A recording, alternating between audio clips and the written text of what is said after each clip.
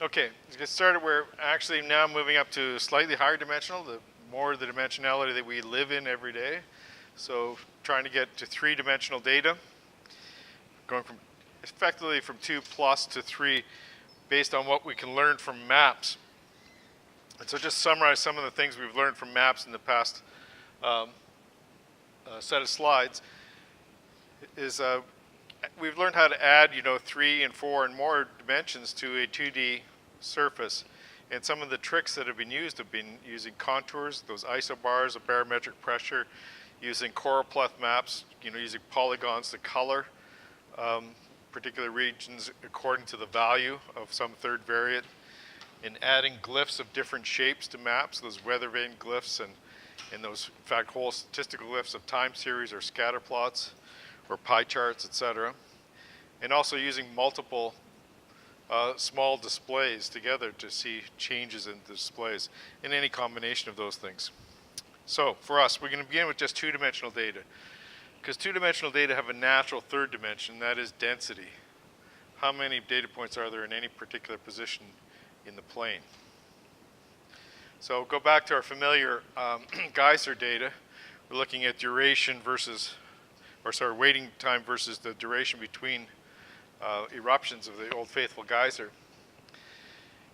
And you see the pattern of the 2D data, and you start to see some densities, some places where it piles up. We've used alpha blending here, transparency, so that when we overstrike, we can see through, and the color sort of sums over the areas that are obscured, right? So the color here will be darker in the center here because there are a few points in that area, and there's only one point here, so that's the lightest color. So that's the beauty of this alpha transparency. Rather than hiding the points, we're getting to see how they pile up just by the density of that color, the saturation. So as the obvious features here that we've seen are these three regions where the data seem to be piled up, where the data seem to be denser, but also these interesting lines here, right, where there's clearly some measurement that of duration that is rounded to the nearest to 4 minutes. It's unlikely that that's an exact measurement. So we see this granularity of the measurement system, and a bit over here at 2 minutes as well, 2 and 4 minutes. So one suspects that that's a measuring problem. So to get a sense of the density in the rest of the region, since we can have points overlap and they show things, we can just make the points a little bigger, right? So they begin to overlap a little bit. And now you're getting to see more of a density spread out in the other regions, this density here and here, and again, spread out less dense as you get farther away. And you make them larger still, and you get some idea of, you've kind of lost the individuality of the points. You've lost those lines. They're still kind of there, but for the most part, this one's been obliterated. It's still there a little bit with the smaller values, smaller area, and these are certainly there, but it's to get large enough and they eventually get obliterated. But you do get to see that it does look like there's a blob here where there's a lot of measurements and a blob here, third blob there, and some sort of transitory stuff between these two duration times. So just as something as simple as that, allowing that saturation of the color to indicate density is just a handy way to get a third dimension in there. Now that third dimension is not a measurement, it's something that we've imposed on it, saying how many points are there in that region. And somewhere we're using these circles to identify capture points. If they overlap, you see a deeper color. So we could use that kind of circular thing in kernel density estimates like we had for one dimension. Remember, we had kernel density estimates used something like a Gaussian kernel. So a nice symmetric kernel where the weights dropped off. Well, if we have two dimensions, we could just say, let's use two independent Gaussians. And you know what a Gaussian density looks like. It's got e to the minus 1/2, the thing minus its mean, divided by its standard deviation squared. You've got two independent ones, you multiply them together, you're just going to get this sum. And if I ask you what are the contours of that function, that is for what values of x and y, it's a function of x and y, is that what are the level curves of that function, what would you say? You're going to set this thing equal to some constant and solve for x and y. What would that region look like that had of x and y that had the same value of the constant? Anyone?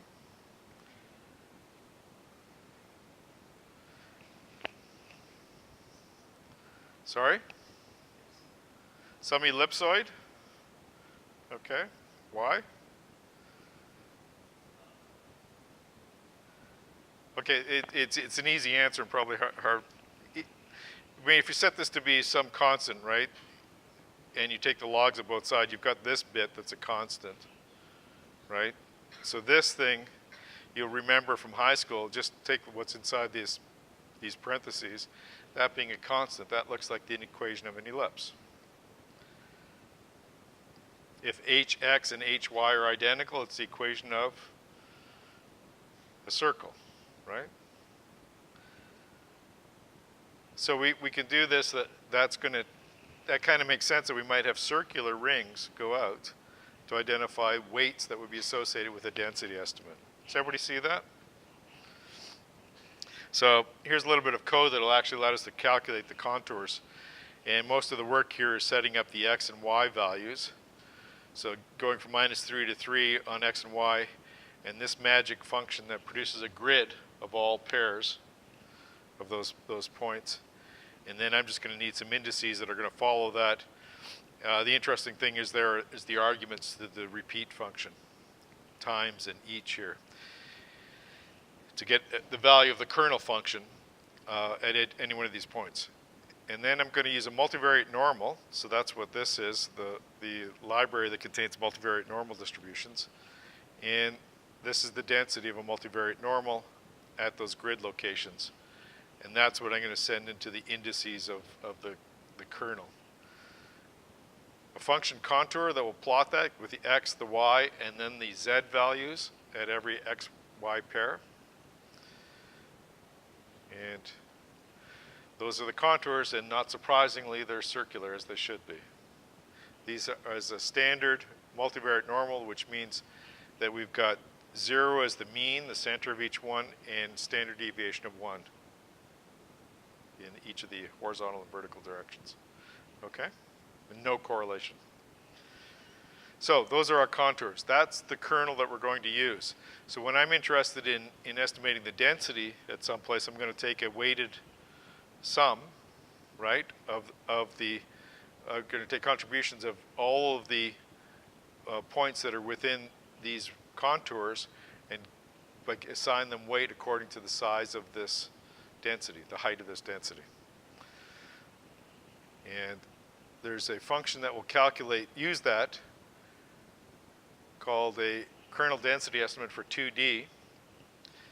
And we'll just get the x, so we've got the x will be the geyser duration, the y is the waiting time, and we'll just calculate the density function and plot it. So plot the data and then plot the contours. So there's the magic, plotting the contours, the output of getting that density estimate. So there's something now we've got from maps. Those are like our isobars, we're going to have contours, we're going to have density contours. You use a two-dimensional kernel density estimate, completely analogous to the one-dimensional kernel density estimate that we spent some time on. Okay? Any questions? So if I had those contours and those contours alone and took away the data points, you'd see that I had those 3 bumps. There's sort of this connection between these 2 bumps. Here there's some more density here actually than between these 2, but nothing out here. So you can see the concentration of the data, and there are 3 modes in the data, 3 hills.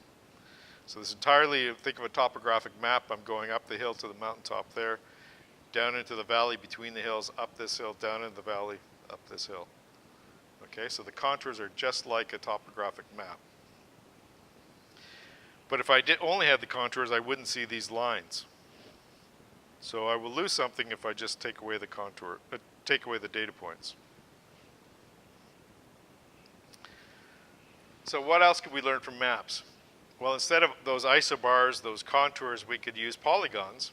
We saw polygons as a way of encoding the information. So what I'm going to use here are some regular polygons. I'm going to have the density, as I calculated before, from a kernel density estimate.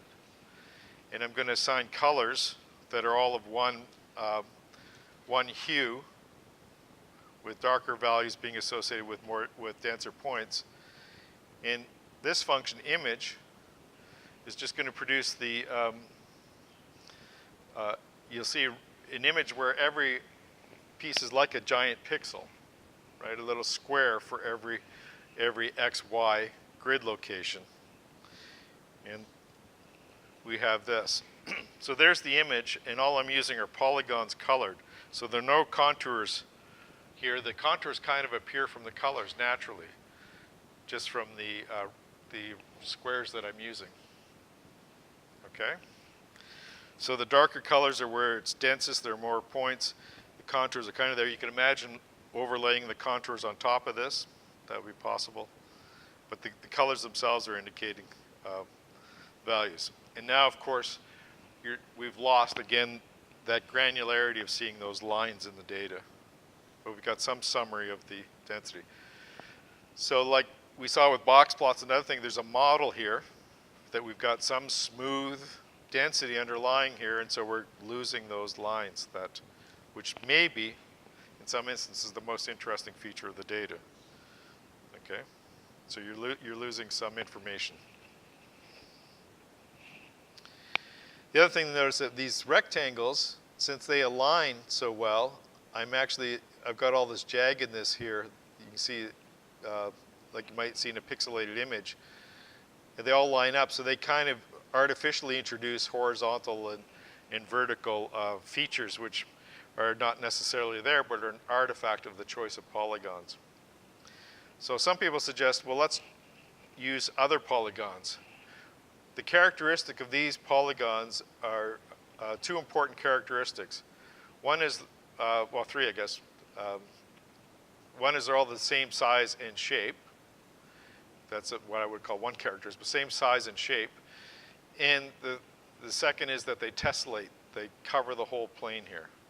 Okay, so they tile the whole plane, so they all fit together. So another thing that might fit together is any other regular shape that is the same size, same shape across the whole plane and fills the whole plane. One possibility would be, for example, a hexagon. So we could tessellate this with hexagons. A package that allows you to do that is hexbin. So think of it as a hexagonal bin, counting how many points there are in that hexagon. And the idea is that it will introduce fewer artificial lines, horizontal and vertical lines, because they have to slightly shift to fit in the plane. So this simple, do hex bin with number of bins in the X, and then just plot this, and we get that. And so now that's in some sense, it's like a histogram. But it's a histogram that's counting how many points are in each of those bins and giving it a color saturation according to that. So the darker the color is, the more points there are, and the actual counts appear on the right-hand side. So you don't see quite as much of the vertical artificial stuff as you did before, but it does obliterate those lines. Right? We've lost those lines again here. Those vertical lines that appeared here at 4 are no longer as obvious, okay, from the binning. And that's largely because they get split. So that's hexagonal binning, and again, it's a tessellation of the plane, so there are all these bins here, but they're all empty. And so it tessellates to completely cover, they're all the same size and shape, and just saturation using to indicate the density. We could use this hex bin plot directly, and notice that this will allow a formula argument. So waiting till the duration, and we get the similar sort of view. You could use other color functions. What did I use here? I noticed that I had to reverse the colors here. I wanted to reverse the gray colors because I wanted the dark colors to be associated with higher density.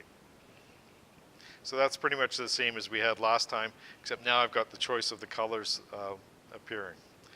And there are lots of other colors. There's, as said, terrain colors, an obvious color if this was actual topographic data.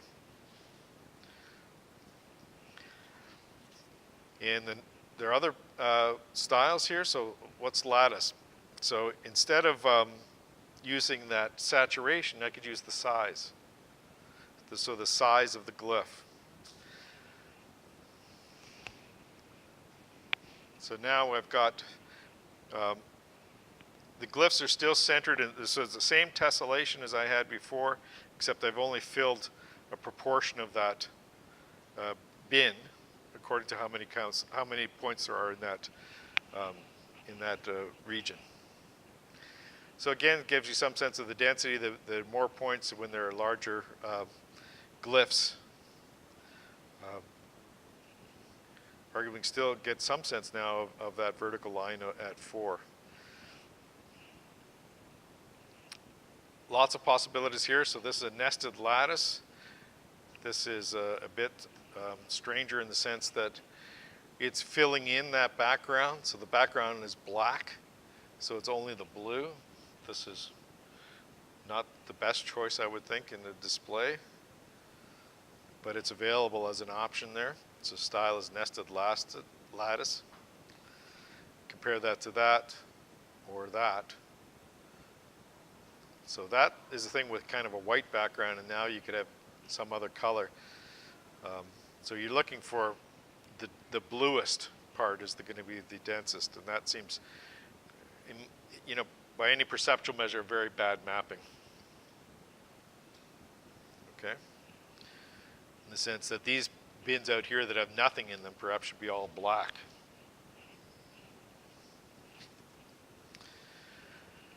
This very large data set here, diamonds data, I think this is from the dplyr package. This has something like 53,000 diamonds measurements on it. So this is a measure of the size of the top of the diamond, and this is the weight, the carat. And when you have that many points, you do maybe just want a histogram, and this is kind of a histogram that we're seeing here, so that the great bulk of the points are down here at the bottom, spread out, and you can see what the counts are. So the darkest of these have about 4,000 points in them. So when you got lots and lots of data, you may want to be bidding this. Yes? Table? I think a table is, so these are diamonds that you might have in a ring. So it looks like this, roughly speaking. And I think that's the table. How wide is the top? There are several other measurements here, like how deep that is, I think. And clarity, there's lots of measurements in this data set. Okay?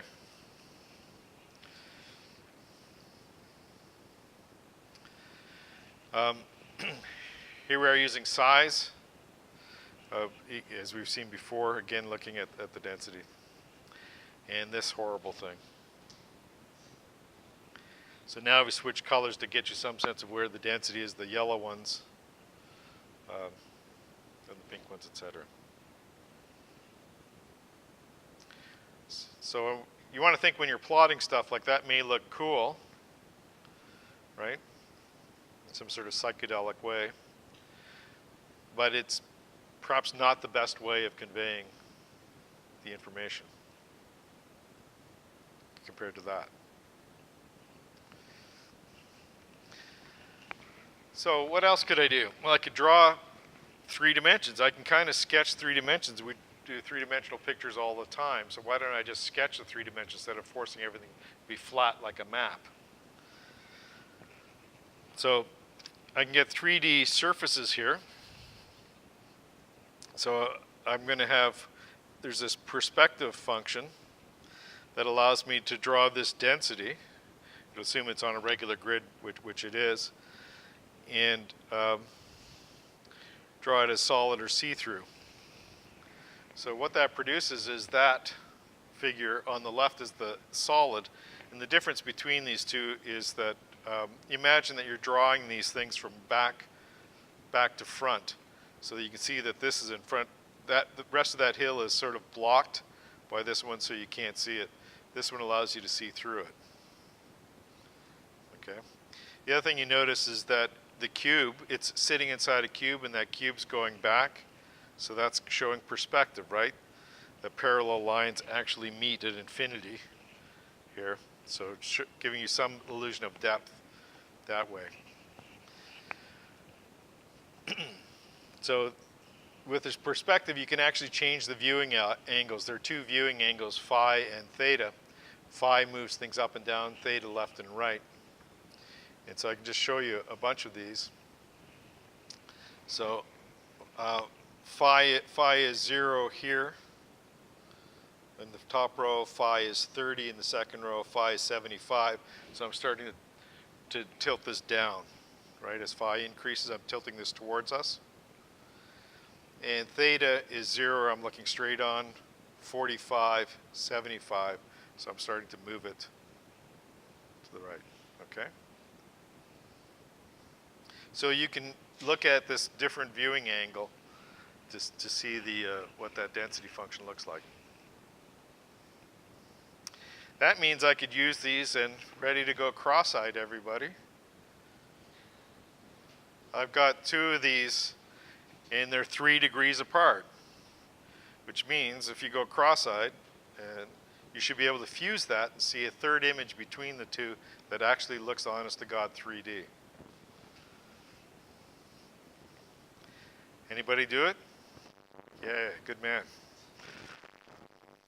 You do it? Yeah.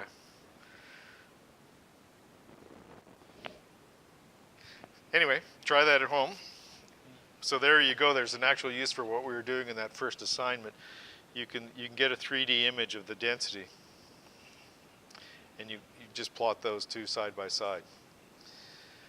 Now the question is that perspective where parallel lines meet at infinity, that's kind of good for art.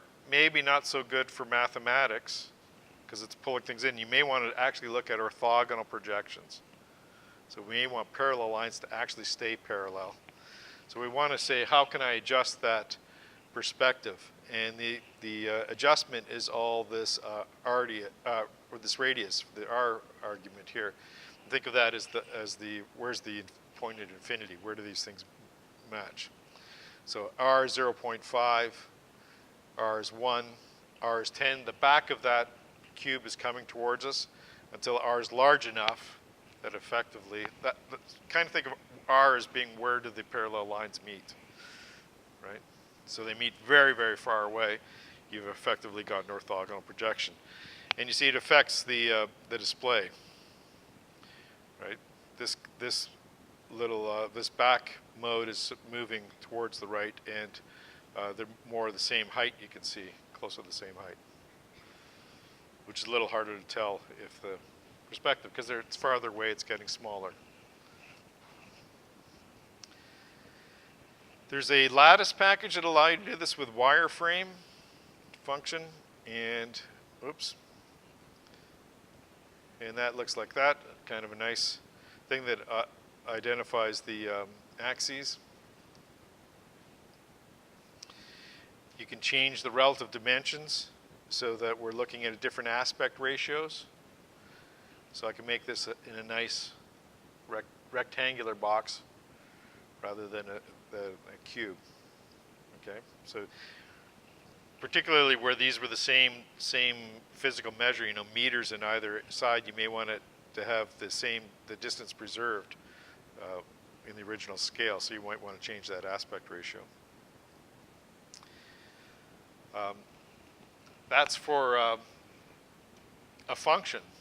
Well, we also have three-dimensional data. So if we look at the South African heart data, for example, and look at 3 of the variates here, systolic blood pressure, and then 2 others, LDL, it's a lipid level, a low-density lipid, and tobacco use. And now, for obvious reasons, it's going to be called cloud. So that's a 3-dimensional scatter plot, trying to give you some sense of where every point is going to occupy a position in 3 dimensions. the x, the y, and the z. So you've got a three-dimensional scatter plot. You want to say, what structure is there? Can I see where the points are? And it's still all on a flat surface, so you're doing a lot of overhead thinking about where are those points. The dashed lines are the back of the cube, back corner of the cube. Okay? So you can change lots of things here. We're going to change the color of the points, where I'm going to have a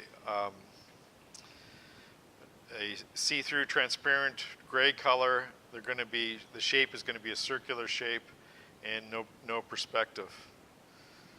Right? So now I get to see some density in here. So you can see the density when I have overstriking as the alpha level sums across the points that are on that projection. Okay? So far so good. 3D points, 3D point cloud. Well, we can put that together with, we did with the density, just have a slight rotation, this plot.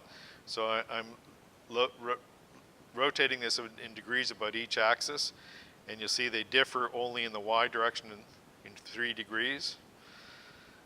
And then I arrange these. These are grid plots. You need to have the grid extra package to arrange them side by side.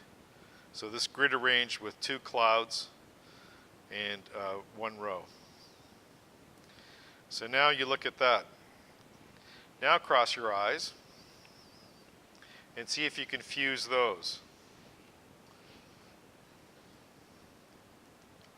I can do that pretty much instantaneously now. But if you do that, it'll actually look like points in 3-dimensional space.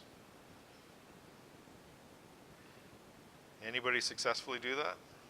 Good man, same guy. Get that yet? Yeah? Anyone else? Yay. Maybe this is easier than those ones we did in the first day. But that's kind of cool. If you can do that, you can actually see 3 dimensions. So we're taking advantage of your visual system and getting you to fuse those. Okay, I just realized I'm videotaping. It's going to be a lot of pictures of me with my eyes crossed, which may not be a good thing. Okay, the other thing is a lot of the graphic systems that are built, like a lot of gaming things, maybe they aren't anymore, but they certainly were once all based on openGL, an open source graphics system. And you can access openGL from within R. And the package is called RGL. And so we're going to look at our original density estimate. This is the PERSP 3D. This is field of view, so how I want an orthogonal projection, so which is field of view equals 0 for the next one. So let me just see if I can run this. So this is the first one. Oh, good.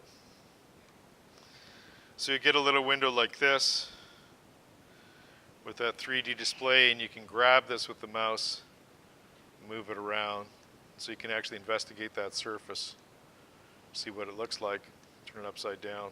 So there's almost like a 2D density estimate there. So you've got 3D point cloud rotation, and you see the back of that cube is still smaller than the front, so you do have some perspective. And to make that go away,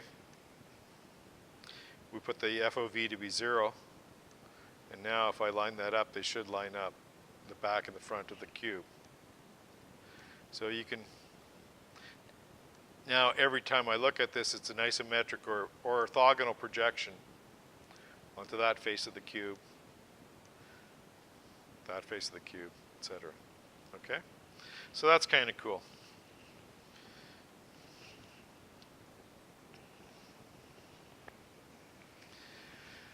So we can also do stuff with 3-dimensional, all kinds of surfaces here. And you'll see I'm going to do, show you some surfaces and planes. So get a surface 3D, which is going to be a scaled version of my densities values, the x, the y, and the z. And then I'm going to add some planes to it, where you think of a plane as, AX plus BY plus CZ plus D equals 0. So if D is 0, they're all going through the origin. D being off, I move them up and down, and the ABC is, of course, the orthonormal to the plane, right? So you're all math people, you can figure out how to do that. And let's see. Oh, I've already done this. Here's the one I want.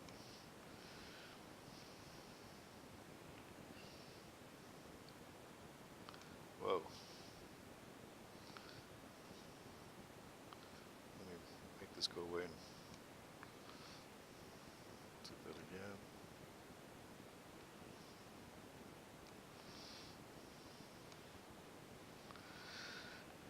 So now I can add a plane, so planes 3D.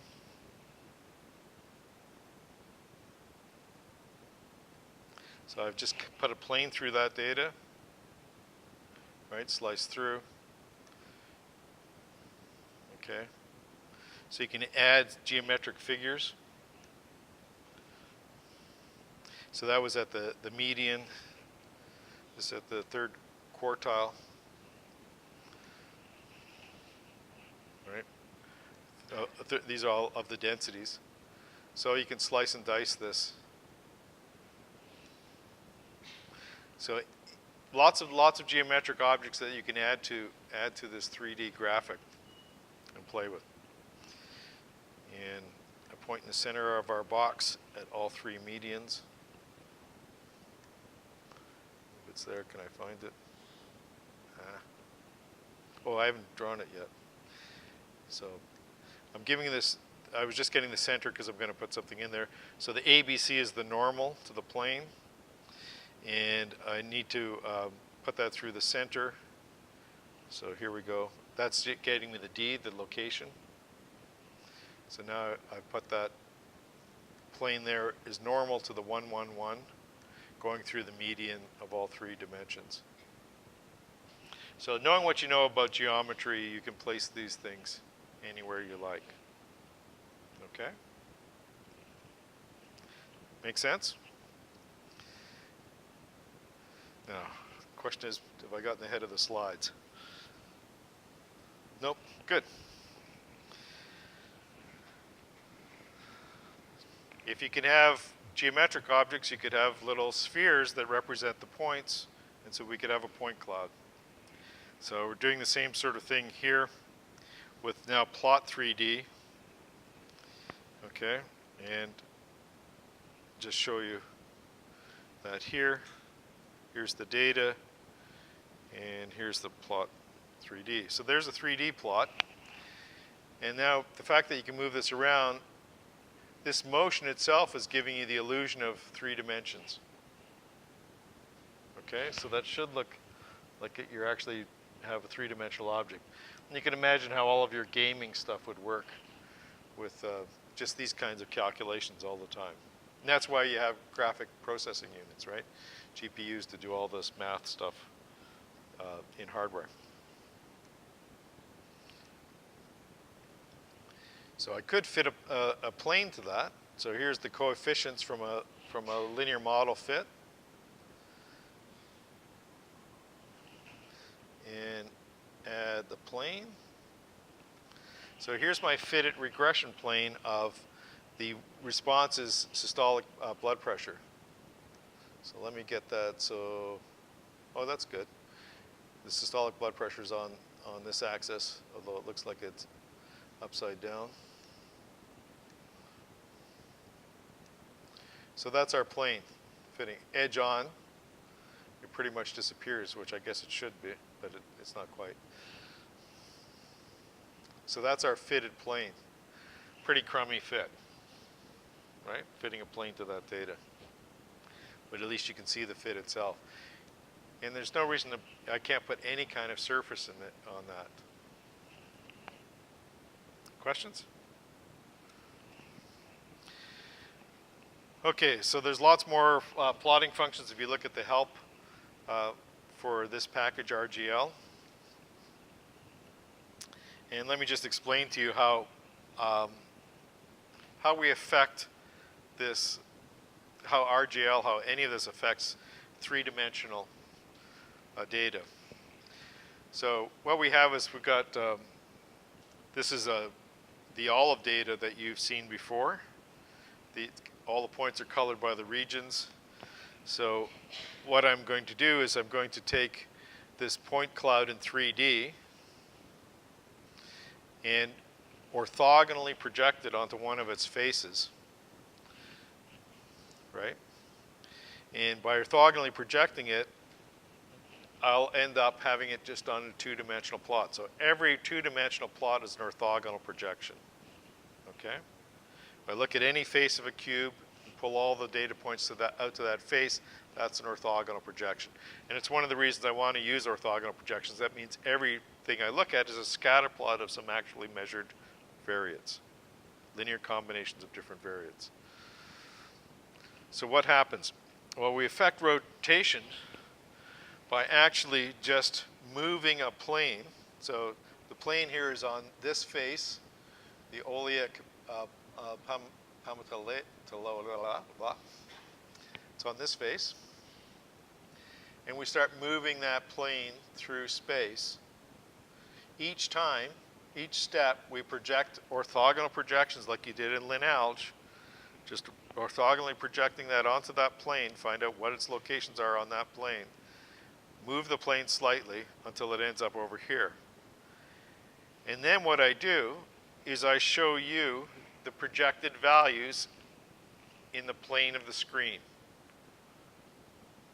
right? So that gray plane is always where the screen is.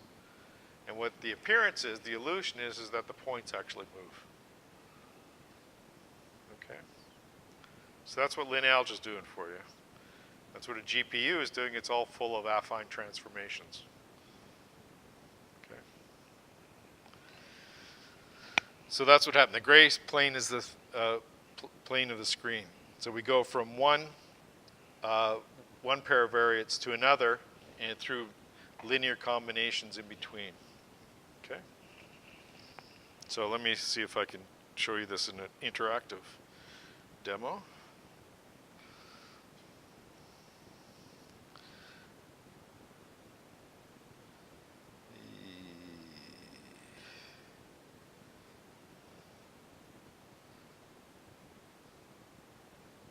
All right, let's just damn the torpedoes, right?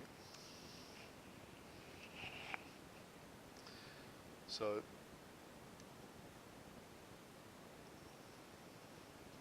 here's our RGL, right? That I can move around. And here's a slider that's just going to show you the plane and the projections. So what I'm doing, any point there, I've got that 3D point cloud, which is gray, and I've projected it onto that gray plane. And what I'll show you in the screen is that gray plane. So as I'm moving this around, that's actually the calculations that's happening inside, right? But you can see that I'm just moving these around and seeing where are these projections happening as I move that sort of plane across. And then I just show you that face all the time. So in the background, I've got this 3D collection of points, and I'm just moving this plane, and then I just show you that plane as the screen. Okay? So that's kind of cool. It's always orthogonal projections all the time. But that's also a demonstration. This is RGL, but I've just added a slider using a TK slider to it. So I'm using a couple packages in R here, but it's shows you what I can do in RGL. Right, draw anything, draw these lines, these perpendiculars. Any questions of how that works? So that's an important takeaway, is that when we're looking at 3D, and I'm giving you the illusion of 3D, I'm taking a plane, moving it through the 3D space, and showing you the projections of the points on that plane. If I move that smoothly like that, it'll appear as if the points are rotating. Okay? Right. So in Loon, there's another way of doing this that really embeds this idea and uses graphs again. And the graphs here are have special features that every node here is a pair of variables, a pair of variates. Okay, so this is systolic blood pressure and tobacco. This is looks like IDL and tobacco. And each node represents a two-dimensional plane. This orange one is where the data are. And the idea is that if I move, connecting these two, they have systolic blood pressure in common, so there's an edge between them. These two have tobacco in common, so there's an edge between them. And these two have IDL between them, so there's an edge. That means anywhere in between here is going to have systolic blood pressure on one axis, a scatterplot that has systolic blood pressure, and some linear combination of tobacco and IDL. Okay? And so we call this a navigation graph because it's allowing us to navigate through this 3 space. So let's see if I can find that code.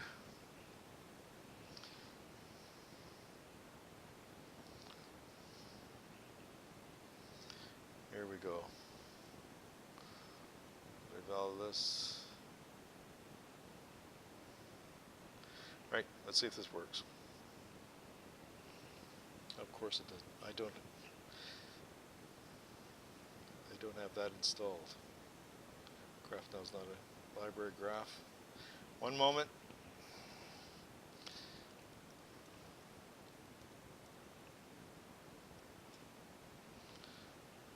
Let's try this again.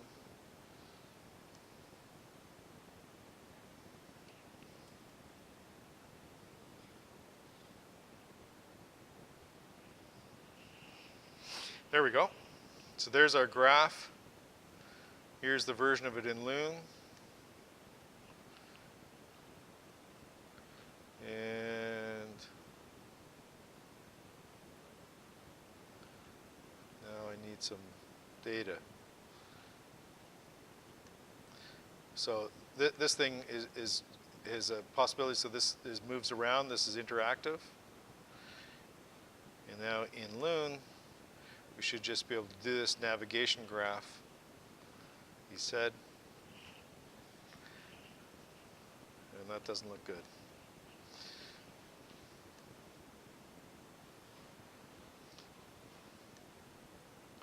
So I have the inspectors before where I have this graph. You'll see this, it'll change over here. And picking on this, as I move, I'm actually moving that plane. The plane has got the systolic blood pressure axis fixed, and it's going from the, in this case, LDL axis, moving through the LDL tobacco plane and landing at the tobacco axis. And that's how far I am. And I'm showing you the projected points in the window, and that gives you the illusion of rotation. Okay? Make sense? So Loon is definitely doing that from one set of axes to another, moving around, whereas the RGL was an arbitrary rotation. So you can just move around here, just moving exactly from one axis to the other. And you can see the linear combination at any point down here. So that's the reason to have orthogonal projections, that this is always still a sensible scatter plot. Okay, so that's 0.426 times LDL plus 0.905 times tobacco, and they aren't summing to one in any way. It's not a weighted combination because it's a rotation. Okay. All right. So back here. So those are navigation graphs, and that allow us to move through 3D space. Okay. So I think I've said that. Any questions on that? Does that make sense, how you do 3D? Okay, so in Loon, every node is, you've got a graph that's allowing you to drive around through space. And this is a navigation graph. Moves from 1D, 2D space to another. So another way to display three variates, and we'll just be able to start this, I guess, is to think about a pair of the variates, or conditioned on the value of the third. Okay. So we might look at scatterplot or one-dimensional summary and condition on the third, and use any of these things: color, shape, location, or size, to identify the conditioning. So if we condition on one or more variate values, let's begin with conditioning on a categorical variate. So we've seen this before. We actually did this when we were comparing distributions. So looking at ggplot here with density estimate for the systolic blood pressure, and now conditioning on whether the family history was present or absent, with just overlaying these things in alpha blending. So we've actually conditioned, that's three variables we've got there, shown in a two-dimensional display. And we've done that with facets, right? So now they're occupying two different spatial locations. We've done that in a variety of ways. And we can do this on conditioning on the two variables that we did before. This is, do you have coronary heart disease down here or you do not? Is the family history present or not? And then we're looking at the density. So you start to use the space and divide it up according to the values of the other variates, which is pretty handy for categorical, maybe not so handy if it was continuous, right? So we've seen this before. So if we do this with scatterplots, so we're looking at two-dimensional stuff, again by color, overlaid, by facets. So here, present or absent, and we're looking at the relationship between systolic blood pressure and LDL. We could look at densities, right? Anything that you want, that you're looking at this relationship between these two variates, density, conditional on those. So conditioning is giving you a slice of the data and separating those slices out by facets. Now, if you want to condition on a continuous variate, you might use saturation here. So we're using dark as low values, light blue are higher values of the tobacco value, which is, arguably, as we know, not the best way to encode that. We've seen that lots of times that that's not a good way to encode, but you could encode that way so that you're mapping the color to tobacco. You use size, right, which is a little better, that you get some sense, but when it's overstruck, you're starting to confuse the third variate with the density, right? So they're getting confounded.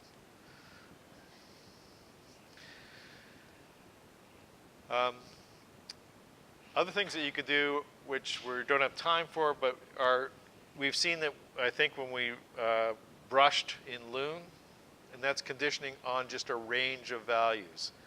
So it's cutting an interval, turning it into a categorical variate effectively.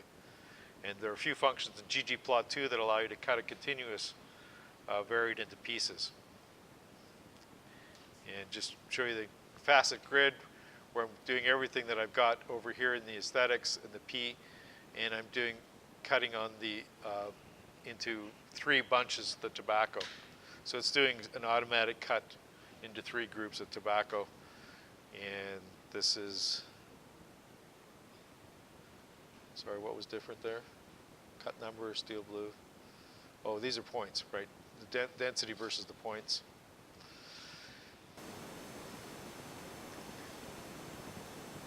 Okay, I'd like to just finish up the lecture with this last slide. This last slide we're going to again do looking at conditioning on one or more variates, but using an interactive visualization system. We're going to use Loon, and just going to execute these four function calls and have a look at the result. Note, by the way, that I'm using some functions that exist here called jitter and cut number that are kind of helpful. So here we go. So let's just execute these here. And we've got the plots. So I have a histogram, that's my H1, so it's histogram of tobacco. Density, the tobacco here versus the divided into the three groups by the cut number. So that's three equal sized groups. And a couple of scatter plots. So I can look at these scatter plots, the one-dimensional display of the histogram. Let me just line these things up. Okay, so there we go. So now, clicking on this scatter plot here, where I've got the equal size groups, that's just the group number by the cut number and the tobacco level. On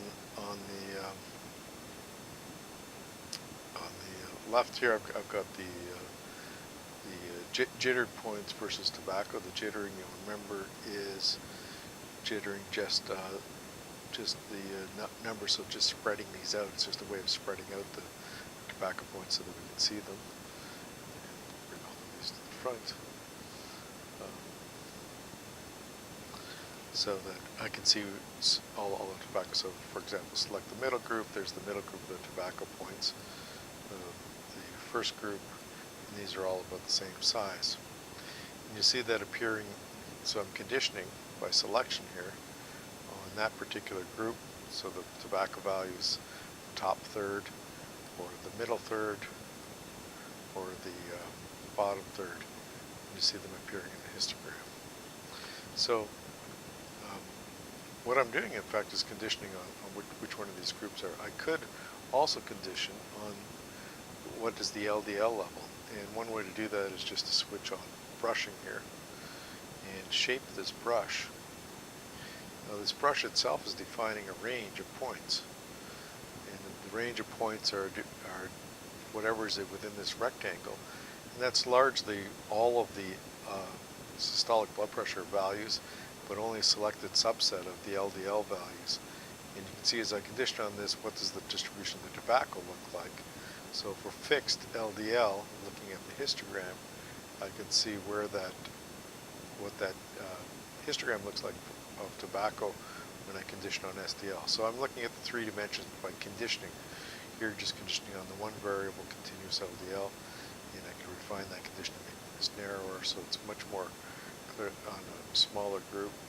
I condition on it. Of course, that doesn't do so well in parts of the space that's kind of empty. So I have different numbers in each one of these things. It depends on the value. Or I can condition alternatively by just shaping the brush this way, a little wider. I'm conditioning on the systolic blood pressure. So I'm taking a slice of systolic blood pressure and just seeing what the tobacco values are, looking at the histogram through there. So again, trying to get some 3D information for that particular slice of systolic blood pressure. So I'm conditioning on that alone. So that's called brushing. Brushing, I'm just looking, as the brush indicates, a slice through that one dimension of systolic blood pressure in this case. Now you could, by taking a small kind of rectangular region, effectively condition on both. So I'm conditioning on LDL and systolic blood pressure being in this region, and how does that density change when I'm looking at the histogram as I move around. And then let's see any dramatic changes here. Again, so that's conditioning on both variates. Of course, the smaller that is, the more close it is to actual conditioning in the probabilistic sense. Okay, so that's a quick whirlwind view of what the conditioning is. And with the histogram, of course, you can condition easily on much finer blocks of the tobacco value. So those values, etc., just by selecting a bar in the histogram. So I'm looking at now, let's turn this brush off. Looking at a bar in the histogram, that's a particular range of the tobacco variate, and see what is the relationship between systolic blood pressure and LDL for tobacco, people who take that much tobacco. And see, does that relationship change as the numbers themselves change? So I'm looking at any relationship I'm seeing over here conditioned on the tobacco value. So the advantage of using a histogram here, it doesn't give you the even cuts that the cut number does here into equal groups, but it is binning by that range, and of course we can change the bin sizes so the ranges are bigger or smaller.